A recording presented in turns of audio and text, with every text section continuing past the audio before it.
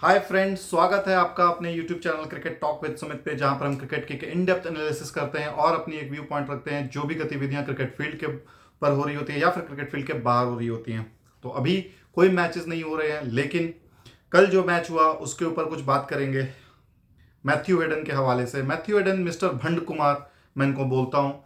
Already last कुछ match पहले इन्होंने एक भंड मारा था, जहां पर इन्होंने ये कहा था कि सूर्य कुमार यादव को स्टॉप करने के लिए ये बोलना चाहिए कि ये एक ओडीआई मैचेस है, जहां पर उन्होंने उनका मौकरी किया था।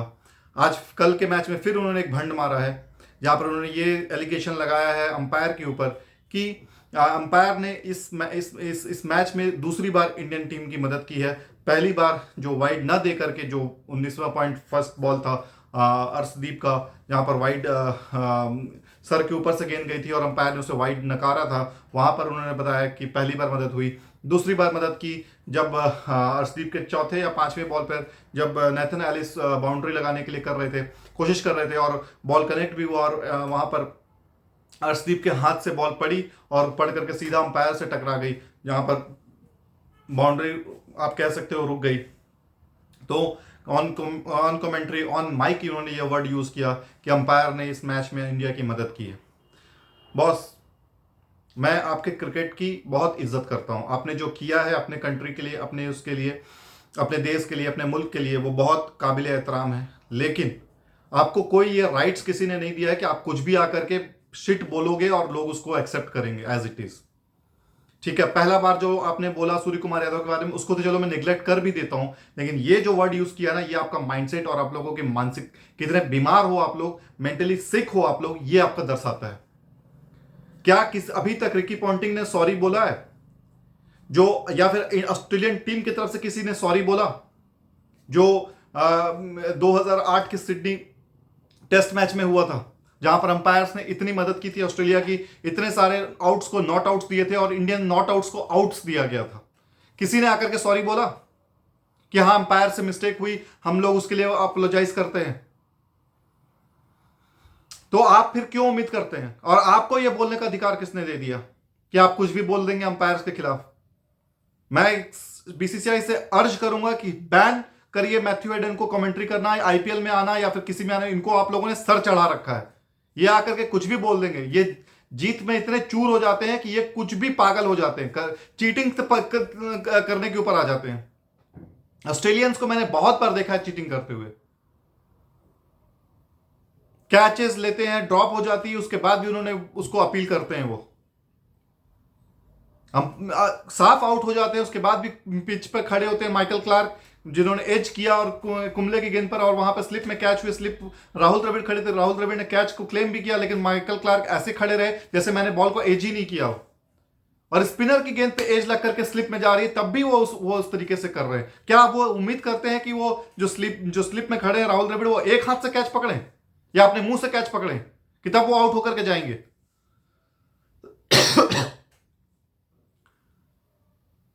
मैथ्यू हेडन ने आज अपनी सीमाएं पूरी लांघी हैं और इसका मैं विरोध करता हूं और मैं बीसीसीआई से अर्ज करता हूं कि इन ऐसे लोगों को आपको नहीं लेकर के आना है आईपीएल में, जो कि इंडियन क्रिकेट की छवि को खराब करते हैं और कुछ भी बोल लेकर वो हिम्मत रखते हैं।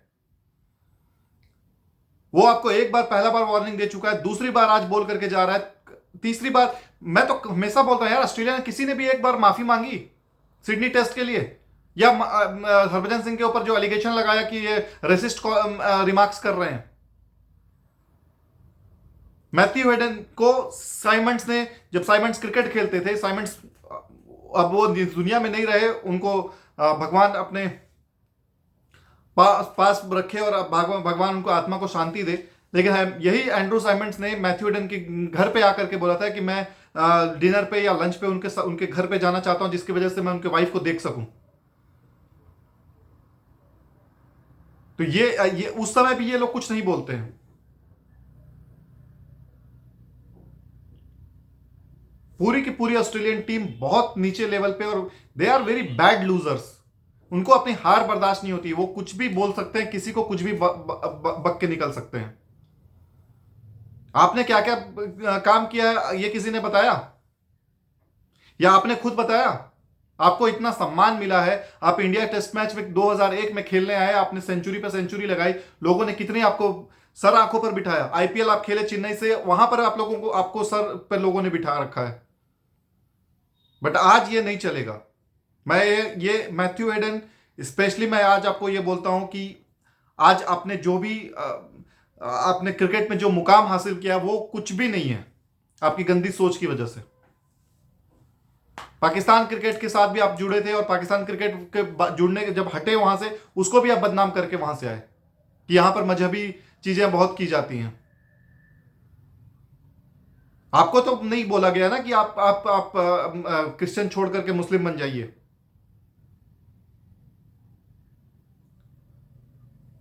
यार हद होती है यार किसी भी चीज की कि आप हार रहे हो, ग्रेसफुली आप हारो ना उसको।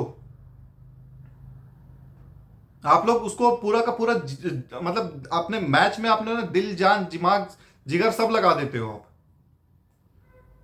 क्योंकि आपको हार बर्दाश्त नहीं होती। क्या अंपायर ने जानबूझकर रोका उसको? हाथ पे लगा और डायरेक्ट उसको तो रिएक्ट करने का भी मौका नहीं मिला। जो आप ये एलिगेशन लगा रहे हो कि अंपायर मदद करने दूसरी बार मदद की अंपायर ने, मैं ये चीज को फॉलो करता रहूंगा जब तक बीसीसीआई इनको बैन नहीं करेगी। मैं इस चीज के लिए हमेशा देखूंगा कि बीसीसीआई ने क्या एक्शन लिया है एंड मैथ्यू हेडन के ऊपर। यार आप लोग मतलब क्रिकेट अच्छा खेलते थे तो इसका ये मतलब थोड़ी है यार कि आप लोग कुछ भी बोलकर निकल जाओगे। आपके कंट्री वालों ने चीट किया, सैंड पेपर गेट जो स्कैम हुआ था, जहां पर आपके कैप्टन स्टीव स्मिथ और आपके vice captain Matthew sorry David Warner और आपके बैनक्रॉफ्ट, इनको एक एक साल का बैन किया गया।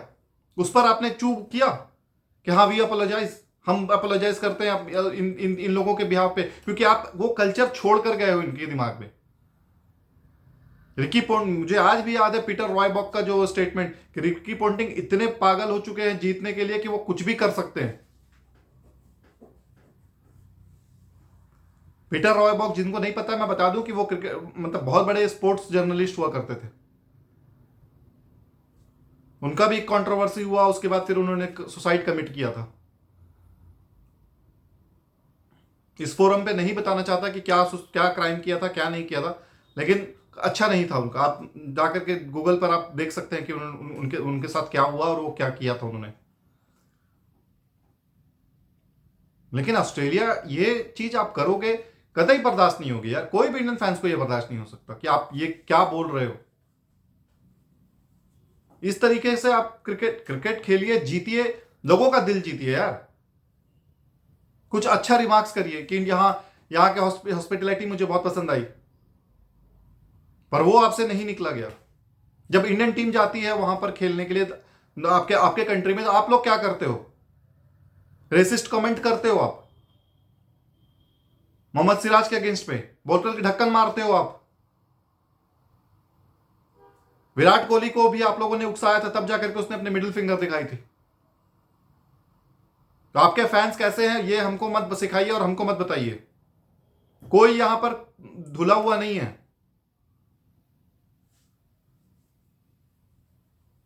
वर्ल्ड कप जीत गए यार, तो इसका यह मतलब थोड़ी है कि आप कुछ भी अंधी मचाते मचाते रहोगे।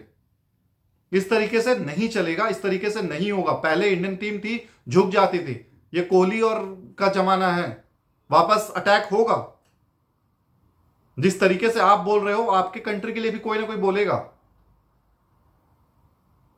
कैसे आप 2018 से लेकर के 2022 तक आप एक टूर्नामेंट नहीं जीते थे आईसीसी की? तब मैंने कभी किसी के मुंह से 2018 के 2017 के से आप लोगों ने कुछ नहीं जीता था। भीगी बिल्ली बन करके खेलते थे आप। बट यही विराट कोहली है जो कि स्टीव स्मिथ के ऊपर जब चीटर चीटर का जब चैंटिंग की जा रही थी, तो और चीटर चीटर का वहां को नाम बुलाया जाता, तो उन्होंने अपने फैंस को बोला कि ऐसा मत करें और उसके लिए क्लैप करें। वो जेस्चर आपको दिखाई नहीं देता है। बस इनसे कुछ भी बुलवा लो। चलिए, ये बातें होते रहती है, इस पे मैं उतना ज्यादा पॉइंट नहीं दूंगा, लेकिन हाँ इस बात पे मैं जरूर रहूंगा मैथ्यू हेडन के पीछे कि बीसीसीआई ने उन पर क्या एक्शन लिया इसके लिए। और मैं अर्ज करूंगा बीसीसीआई से कि उनको कोई अब कॉन्ट्रैक्ट ना दिया जाए कमेंट्री करने का या इंडिया आने का। आप बने रहिए जहां पे हो और वहीं से आप काम करिए। चलिए दूसरी खबर की ओर बढ़ते हैं। मिचेल जॉनसन ने भी एक तगड़ा बोल्ड स्टेटमेंट दिया है कि क्या डेविड वार्नर के ऊपर, कि डेविड वार्नर जो कि अपने नेशंस के लिए चीट कर किए और चीट करने के बाद उनको मौका मिला, तो वो क्या डिजर्व करते हैं इस तरीके का फेयरवेल मिलना।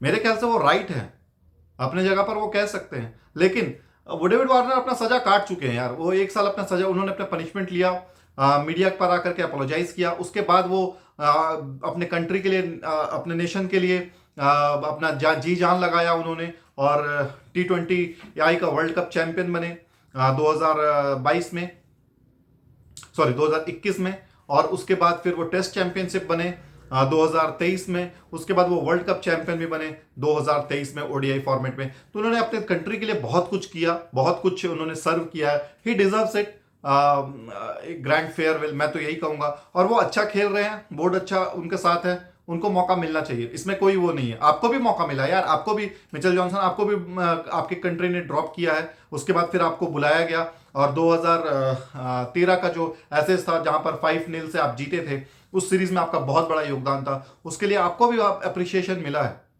वरना आप भी टेस्ट मैच में इतने पिट रहे थे कि आपको ड्रॉप कर दिया गया था। बट हाँ, आपने उस तरीके का परफॉर्मेंस नहीं किया कि हाँ आपने चीट किया हो या फिर आप ये कर रहे हो। लेकिन मैं ये मान नहीं सकता कि बॉलिंग यूनिट के आप भी किसी जमाने में स्पीयर हेड थे, तो आप लोगों ने भी, जब जो जो ये कोर टीम बनी है ना, ये उसी टाइम की बनी हुई है। और मैं ये मान नहीं सकता कि आपके जो पैट कमिंस हुए और मिचेल स्टार्क हुए और आपके जॉश हेजलवुड हुआ, वो उस कमेटी का हिस्सा नहीं होंगे। तो जब बैन करना है तो सभी पे बैन होना चाहिए था। मैं तो ये बोलता हूं कि सभी 11 जो उस टूर्नामेंट में खेल रहे थे उन पे सभी पे बैन होना चाहिए था। लेकिन इन तीनों ने बड़ा दिल दिखाया, क्योंकि बैनक्रॉफ्ट साफ साफ दिख गए थे, पकड़ में आ गए थे, तो उनको सजा हुई। लेकिन इन दोनों ने आकर के, Steve Smith and David Warner ने आकर के पब्लिकली अपोलोजाइज किया, पब्लिकली एडमिट किया कि इट वाज माय फॉल्ट। वरना उनके लिए बहुत आसान था कि वो सभी लोगों का नाम ले लेते कि कोर ग्रुप में सभी लोग 11 प्लेयर्स थे। उन्होंने आपके 9 प्लेयर्स को बचाया। तो ये सैक्रिफाइस कम नहीं होता है कि उनका पाप भी ये लोग लेकर के आए। वरना स्टीव स्मिथ जैसा प्लेयर कैलिबर का और डेविड वार्नर जैसा कैलिबर प्लेयर का 1 साल में ये लोग आराम से 4 से 5 हजार रन बनाने वाले आदमी हैं। तीनों फॉर्मेट की बात करूं तो मैं 3,000 तो कहीं नहीं गए, एक 1,500 रन तो टेस्ट क्रिकेट में और 1,000 रन के आसपास ओडीआई क्रिकेट में। लेकिन इन लोगों ने कमिट किया, आकर के बोले, 1 साल का बैन लिया, उसको झेला। बैन के बाद जब वापस आए तो रिटेलिएशन मिली, पब्लिक आउटबर्स्ट निकला, लोगों ने चीटर चीटर का नारा भी दिया। ये सबको परवाह ना करते हुए भी वो आगे बढ़े। तो आपको ये चीज करनी हो। और आप कौन होते हैं यार? आप जब क्रिकेट ऑस्ट्रेलिया ने उनको माफ कर दिया, और वो जब माफ करने के बाद वो जब दोबारा खेलने आए 2019 में, तो जस्ट 4 साल के अंदर अंदर उन्होंने अपने देश के लिए 3 आईसीसी टूर्नामेंट्स जीत कर दिखाए। तो ये उनका सबसे बड़ा योगदान है। और डेविड वार्नर जैसा मुझे नहीं लगता कि उस प्लेयर को कोई भी हेट की निगाहों से देखता होगा, क्योंकि डेविड वार्नर एक कैरेक्टर है। तो इस तरीके से किसी के ऊपर नहीं बोलना चाहिए, किसी के ऊपर कटाक्ष नहीं करना चाहिए। आप लोगों ने भी बहुत कुछ बुरा भरला बोला। मुझे याद है 2013 में जोनाथन ट्रॉट जब आउट हुए थे, और आउट होने के बाद फिर उन्होंने वर्ल्ड क्रिकेट से संन्यास लिया, पुल करते हुए जो मिचेल जॉनसन को। तो उन्होंने कहा कि मुझे मेंटल डिसऑर्डर हो रहे हैं, और एक एंग्जाइटी होती है, और एक फैमिली होम सिकनेस का भी मेरे को फीलिंग होती है। तो आप लोगों ने कहा कि वो डरपोक है, वो डर गए थे। यार किसके मन में क्या चल रहा है, ये आप कौन होते हैं जज करने वाले? आप ये सब क्रिकेट खेल रहे हो, क्रिकेट खेलिए। ये सब बातें बोल करके, वो एक बीमार आदमी था यार जोनाथन ट्रॉट। उसके बाद उसने क्रिकेट खेली। चलो वो डर गया था उस सीरीज में, उसके बाद चाहता तो वो खेल सकता था ना, कि हाँ इस सीरीज में मैं इंजर्ड हो गया, मैं नहीं खेलना चाहता और अगली सीरीज में खेलूंगा मैं। उसके बाद उसकी क्रिकेट खत्म हो गई थी। लेकिन आपको वो सब नहीं दिखता। आप लोगों ने अपना स्टेटमेंट दे दिया कि डर गए थे जोनाथन ट्रॉट। आज वही जोनाथन ट्रॉट अफगानिस्तान का कोच बन करके आया हुआ है और अफगानिस्तान की क्रिकेट बदल रहा है, और आप लोगों को भी हराते हराते बच गया हो, थैंक्स टू मैक्सवेल और पैट कमिंस की जो बैटिंग थी, जो आप लोगों को 200 प्लस के रन की पार्टनरशिप कर दी 8th विकेट के लिए, वरना आपको अफगानिस्तान खा गया था उस दिन। और उसमें पूरा का पूरा योगदान होता जोनाथन ट्रॉट का। किसी के बारे में इतना मत बोलो कि जब वो उसकी बारी आए बोलने की तो आपके कान से धुआं क्या, आपके कान से खून निकलना चालू हो जाए। ऐसा नहीं करते हैं। बहरहाल हम अपने नेक्स्ट खबर की ओर बढ़ते हैं। पाकिस्तान क्रिकेट के ऊपर भी कुछ कटाक्ष की गई हैं कि कूली का कर रहे हैं खुद ही लोग। पाकिस्तान क्रिकेट जो है वो ऑस्ट्रेलिया पहुंच गई है। ऑस्ट्रेलिया पहुंचने के बाद खुद ही अपना सामान वो कैरी बैग में रख रहे थे और ट्रक्स में रख रहे थे। एक तरह से कूली और हमाली का काम कर रहे हैं। ये चीज़ें देखिए, मीडिया का ये औछापन है, प्लेयर्स फैंस का ये औछापन होता है। अरे ठीक है, वो रख भी रहे थे, बोर्ड्स के पास, उनके पास पैसा नहीं है। इंडियन बोर्ड्स के पास बहुत पैसा है, तब भी तो इंडियन बोर्ड्स ने कोई भी ट्रॉफी नहीं जीती। प्लेयर का काम है परफॉर्मेंस पे जज करना है। कौन कूली कर रहा है, कौन सामान ढो रहा है, ये सब चीजें अच्छा नहीं लगता यार। ठीक है, पैसा नहीं है वो, मैं चलो, वो साइन अफरीदी ने ये भी बोला कि हम लोग हेल्प कर रहे थे उनकी, क्योंकि वहां पे हमारी नेक्स्ट फ्लाइट जो थी वो आधे घंटे के बाद की थी और जो रखने वाले हैं वो सिर्फ 2 ही लोग थे वहां पे। तो हम लोगों ने एक दूसरे का हेल्प किया, क्योंकि हम लोग एज ए फैमिली रहते हैं और फैमिली मेंबर्स हेल्प करते हैं एक दूसरे की। मैं ये सबके लिए चीज को हटा देता हूं और यही मानता हूं कि वो कूली कर रहे थे, तो कर रहे थे तो अपने लिए कर रहे थे और अपने देश के लिए कर रहे थे यार। इंडियन क्रिकेटर को इतनी फैसिलिटी मिलती, इतनी सुविधाएं मिलती, उसके बाद भी आईसीसी टूर्नामेंट नहीं जीतते हैं वो। कौन है इसके पीछे जिम्मेदार? पैसा आपको मिल रहा है तो आपको किसी चीज की भूख नहीं है। आपको कभी भी टूर्नामेंट, आपके लिए आईपीएल ही वर्ल्ड कप है कि आईपीएल मेरे को जीतना है, आईपीएल मेरे को कैप्टनसी बनना है, और आईपीएल जब जिस साल भी मेरा वो होगा या ऑक्शन होगा तो मेरे को बहुत अच्छा प्राइस मिले। आप लोगों का ये रवैया हो गया है, कूली का काम कर रहे। क्यों ट्रोल करना है यार? किस लिए ट्रोल कर रहे हो? कर रहे हैं, ठीक है, वो क्रिकेट खेलने गए हैं वहां पे, क्रिकेट के ऊपर बात करी। क्रिकेट बुरा खेले हैं, मैं खुद पाकिस्तान क्रिकेट की क्रिटिसाइज किया हूं। 3 दिन पहले का वीडियो मैंने बनाया कि Pakistan cricket going from bad to worse, जहां पर मैंने पूरा सीक्वेंस बताया कि पाकिस्तान क्रिकेट में लास्ट 3-4 महीने से क्या हो रहा है और कहां तक वो, मतलब किस लेवल पे थी और कहां पे वो पहुंच गई है।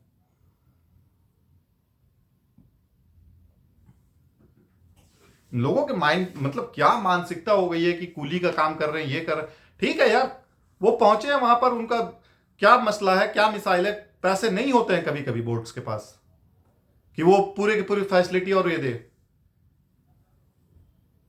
ठीक है, उठा लिया, क्या गलत कर दिया इसमें?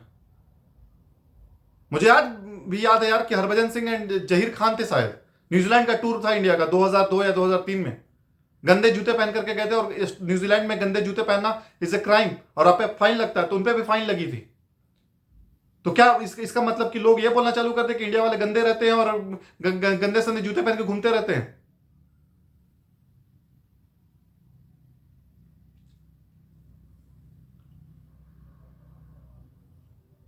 गंदे जूते पहन रहे हैं तो क्या मतलब कि वो गंदे रहते हैं?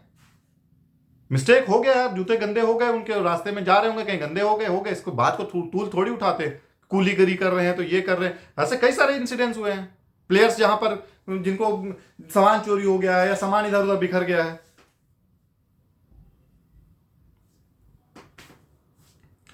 पाकिस्तान का आपको पता ही है कि पाकिस्तान क्रिकेट टीम जो है वो ऑस्ट्रेलिया में लैंड कर चुकी है और 6 तारीख को उनका कैनबरा में PM11 के साथ मुकाबला होना है। इस मैच में PM11 की तरफ से जो न्यूज़ आ रही है वो ये आ रही है कि मैट रनशॉ, बैनक्रॉफ्ट, कैमरन ग्रीन और टॉड, ये चारों जो कि ऑस्ट्रेलिया के लिए खेल चुके हैं वो इस मैच में शिरकत लेंगे और इस मैच में परफॉर्मेंस देंगे अपनी और दावेदारी ठोकेंगे कि कौन डेविड वार्नर की जगह ले सकता है। 3 ओपनर्स हैं, तीनों ओपनर्स इस मैच में, मार्कस हैरिस का भी नाम है, मार्कस हैरिस हो गए, बैनक्रॉफ्ट हो गए, रैनशॉ हो गए, बकिंगम हो गए। ये 4-5 प्लेयर हैं जो कि वार्नर की जगह लेंगे टेस्ट क्रिकेट में।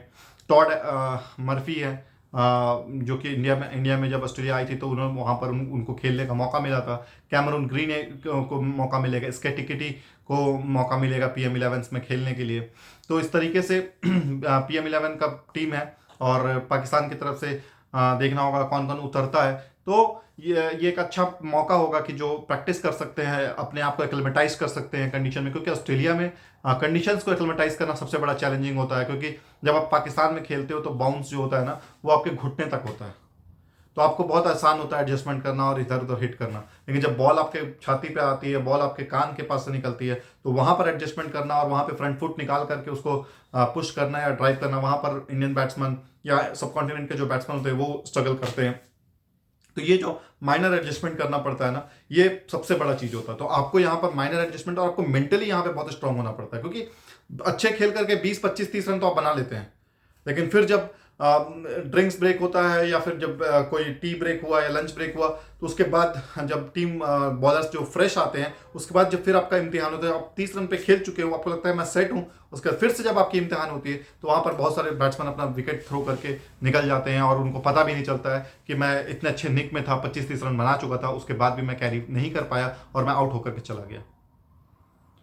तो ये चीज़ जो है, ये पाकिस्तान को यहाँ पे बहुत जल्दी से जल्द सीखना पड़ेगा। जितने जल्द सीखेंगे उतना उनको बेनिफिट होगा। वरना लोग, मैं जनरली जो ऑस्ट्रेलिया टूर्नामेंट में देखता हूँ कि 2 टेस्ट मैच तो उनको लग जाते हैं समझने में कि क्या हो रहा है क्या नहीं हो रहा है उनके साथ, और जब तक तीसरे टेस्ट मैच की बारी आती है तो फिर वो लोग इतने थक चुके होते हैं और वो चाहते हैं कि जल्द से जल्द टूर खत्म हो और हम यहाँ से निकले। क्योंकि ऑस्ट्रेलिया आपको जहनी तौर पर भी मारती है, ग्राउंड पे भी मारती है, और आपको इतना प्रेशर और इतना वो लोग स्ट्रेस में डालते हैं कि वहां के जो फैन और क्राउड होते हैं ना, उससे भी आप परेशान हो जाते हो, चिड़चिड़े हो जाते हो। इसीलिए मैं जो इंडिया की 2021 की जो अल्टीमेट सीरीज थी ना, उसको मैं बहुत बड़ा मानता हूं। किस तरीके से फटीक से निकले, इतने प्लेयर्स इंजर्ड हुए टीम में, मतलब जो जो जो जो जो नेट बॉलर्स थे उनको लेकर के इंडिया खेली और वहां से फिर वो जीते वो लोग।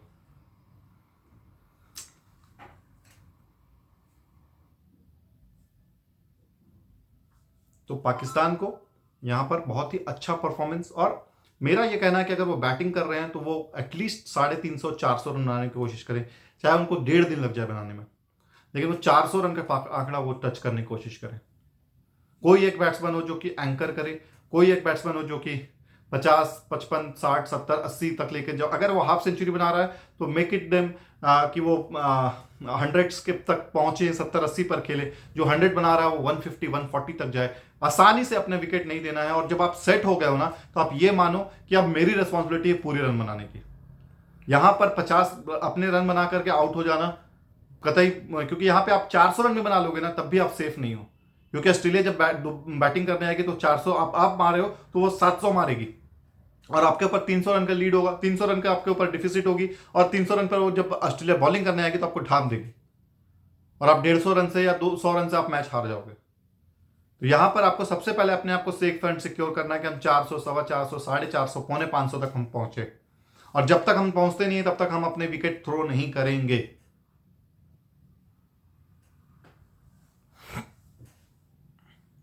इस तरीके से ऑस्ट्रेलिया को खेलना है पाकिस्तान से।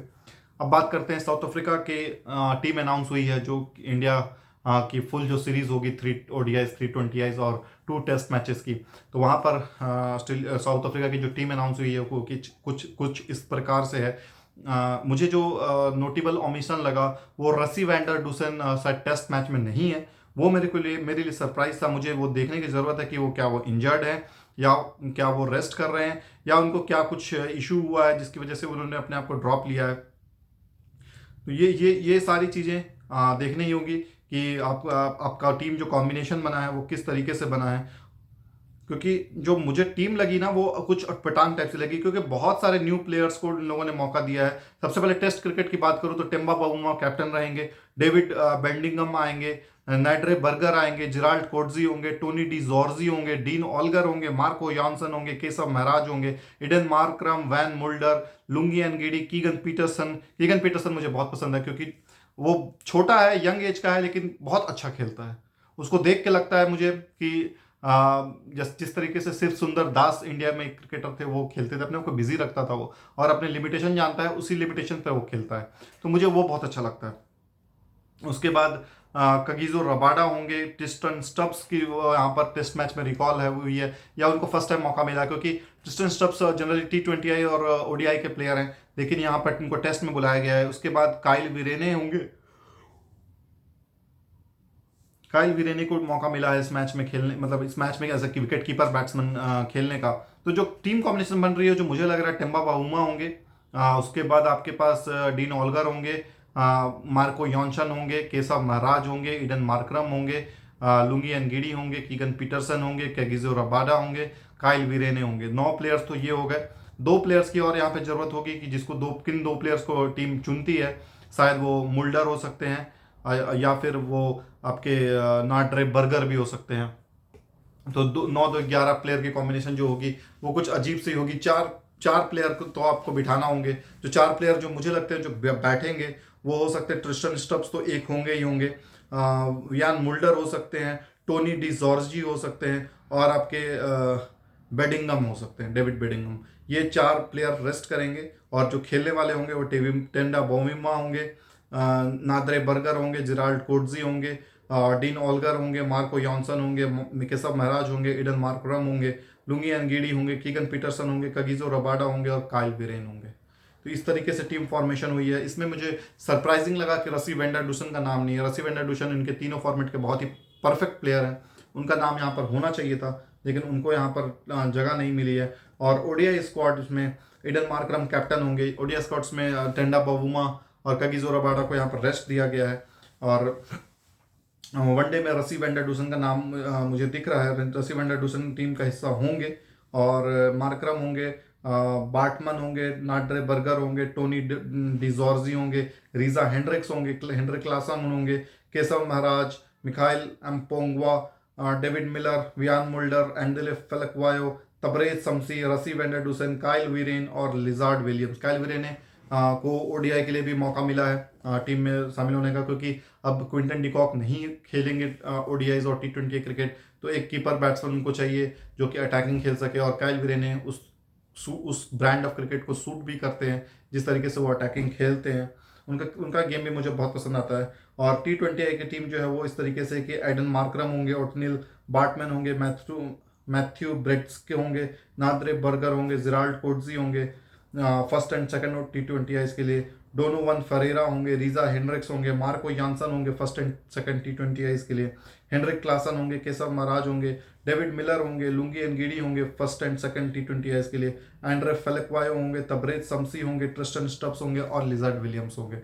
डुआल्ट ब्रेविस का नाम मुझे यहाँ पे नहीं लगा T20I में, उनका नाम होना चाहिए था, लेकिन टीम मैनेजमेंट क्या सोचती है उनको लेकर के वो अभी तक फैसला क्लियर नहीं हुआ है। हो सकता है उनको और लगता है कि इनको अभी ये थोड़े कच्चे प्लेयर हैं, वो थोड़ा पकने में टाइम लगेगा, लेकिन इस तरीके का प्लेयर जो होता है ना, जो फुल पोटेंशियल का होता है और अपोजिशन को उसको उस पर अटैक करता है, उसको आपको जितनी जल्द से जल्द आप टीम में ला सकते हो उसको लेकर के आना चाहिए। क्योंकि मुझे डिवाल्ड ब्रेविस में कैप्टनसी मटेरियल भी वो नज़र आता है। अगर इडन मार्करम 3-4 साल के बाद रिटायर होते हैं तो वहाँ पर आपको इनको मौका दिया जा सकता है, स्पेशली डिवाल्ड ब्रेविस को, जो उनका प्लेइंग स्टाइल जो है वो AB डिविलियर्स से काफ़ी मिलता है। तो कुछ इस तरीके से टीम है साउथ अफ्रीका की, और हम एक एक करके उन पे स्ट्रेंथ एंड वीकनेस की बात करेंगे जैसे जैसे मैचेस नज़दीक आएंगे।